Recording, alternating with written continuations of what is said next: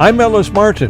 Join me now for a conversation with James Pettit, the president and CEO of Aben Resources, trading as ABN on the TSX Venture Exchange and in the U.S. as ABNAF. Aben Resources is a Canadian gold exploration company with significant projects in British Columbia, Saskatchewan, and the Yukon. Jim, welcome to the program. It's been a couple of weeks since we've spoken. Let's update our audience about the intersects in the Golden Triangle with regard to Aben Resources and the Forrest Kerr property. Yeah, it has been a little while. We did put out some news, I think it was about the 25th, it was the long-awaited assays around the initial hole, the discovery hole that we had come out with that was so high grade. It took us a long time, but we came out with an additional, I believe it was 8 holes. 2 were step out to the northeast about 40 meters, southwest about 40 meters, actually behind the first hole about 40 meters. So we had it all surrounded. And each one of those step outs, all the pads that we were drilling off of, we drilled at least 2 holes off of each one. Then we drilled another one sort of to the south and back through the zone. And yeah, we just wanted to see what the continuation of the zone was going to look like. And we basically hit in all of the holes but one, and then another hole we lost due to incompetent rock. So 6 out of those 8 holes all had mineralization, and that mineralization varied from anywhere like 1 gram to 35 grams. So it's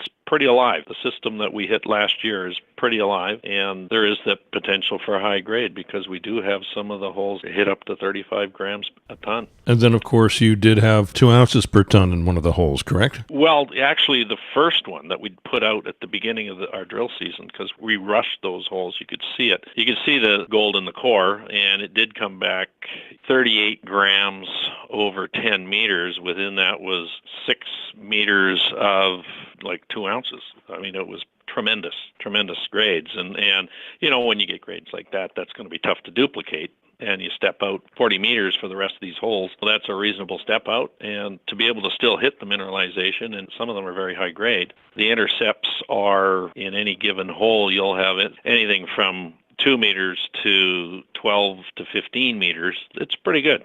That's really good mineralization. Now, you've got some strong ammunition here. By me saying that, I mean we're both headed to the Silver and Gold Summit in a few weeks in San Francisco on the 28th and 29th at the Hilton in Union Square, and you'll be speaking there, and there'll be an interested audience of investors, of institutions, of people like myself looking at you and your story. What will you be saying to that audience, Jim? Well, we're very focused on, and thanks for mentioning that, that's going to be a good show. That's probably one of the best exploration shows in the States now. But I'll be talking mainly about the size of the area that we're drilling. I mean, we're in a zone, this north boundary zone is part of a zone called the boundary zone, and we're learning more and more about it as we drill more holes. And, you know, I've got about 28 holes we're still waiting to report on. The zone itself is getting bigger. The boundary zone itself is 4 kilometers long and 2 kilometers wide, and we have the geochem analysis on the whole thing. The survey's been done. Now we've done a geophysical program over the whole length of it.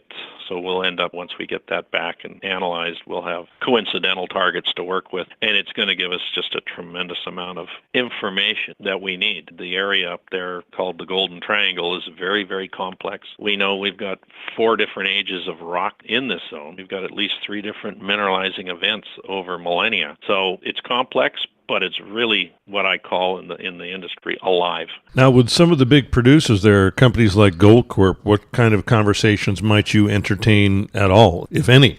Well, as far as they go, they've got a land package just to our north, which I talked to them about. We can do work on it. Would you do a financing with us, and we'll take that project on and do the exploration work for you? The issue was it wasn't attached to my existing property, so I wanted it attached, and that was early enough in this area where I could have secured the ground in between us, and so that it's all connected, and then any work I do on my property could now be spread across all the claims, including theirs. For example, if I didn't like or we didn't come up with anything we wanted to really spend a lot of time on their property, we could spend all the time on ours, but still apply the assessment work to their claims as well. But it was early stage for them. I think today, if I said something like that, they would probably go for it. But that's why you always keep in touch with the majors. And there's a lot of them now in the north paying attention. Barrick's back up there. Goldcorp's up there, and they picked up the Kaminak project in the Yukon. Kinross is very involved up there.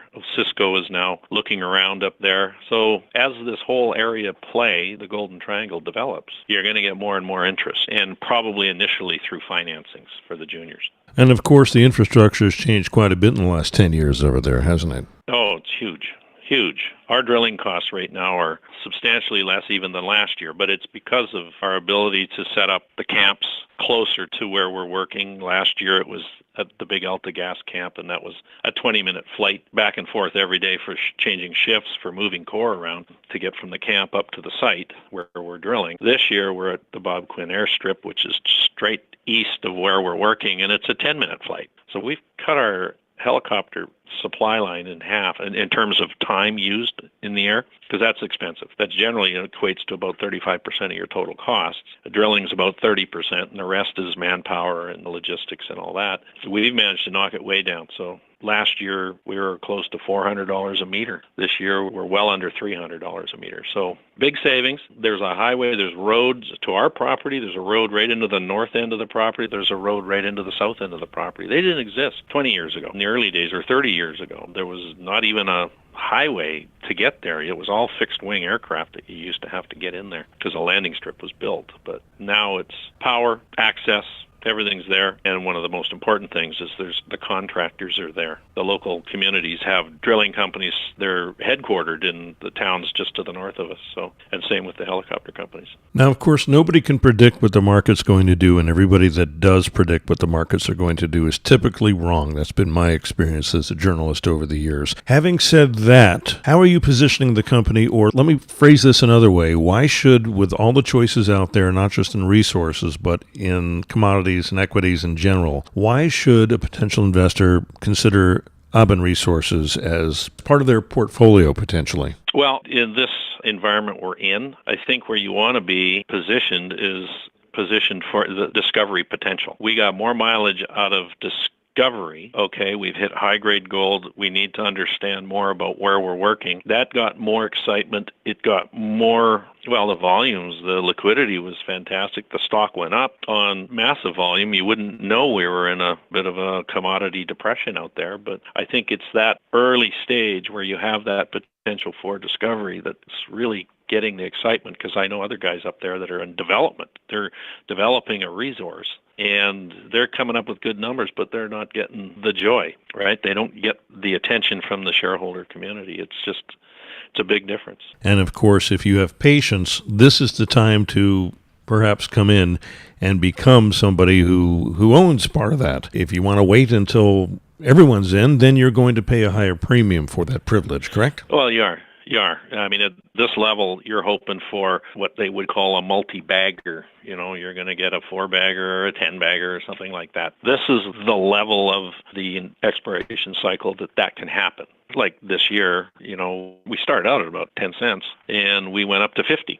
through this first discovery cycle, and especially when we came out with that first hole. That was spectacular. And now it's, you know, the next batch of holes, the stock has come back, so it's now a buy again, and you can see it. It dropped back to 20. Now today it's at 24.5. Looks like it's going higher again. So you're going to get a little bit of the ups and downs for the next little while as we report more and more holes. But now we're back in a cycle where you could benefit again. Of course, we're making no specific claims. We're talking about possibilities and potential, and I want to be really clear about that, but we're very, very hopeful that as a potential shareholder, you may, if you're patient, have a decent return on your investment. Right, Jim? Yep. Well, this is when that's going to happen. If it's going to happen, that's when it's going to happen. Jim, it's always a pleasure to speak with you. I look forward to seeing you in a few weeks in San Francisco at the Silver and Gold Summit on October 28th and 29th. Thank you so much for joining me today in the program. Thank you very much. I've been speaking with James Pettit, the president and CEO of Aben Resources, trading as ABN on the TSX Venture Exchange and in the U.S. as ABNAF. Find their logo on our website, ellismartinreport.com. I'm Ellis Martin.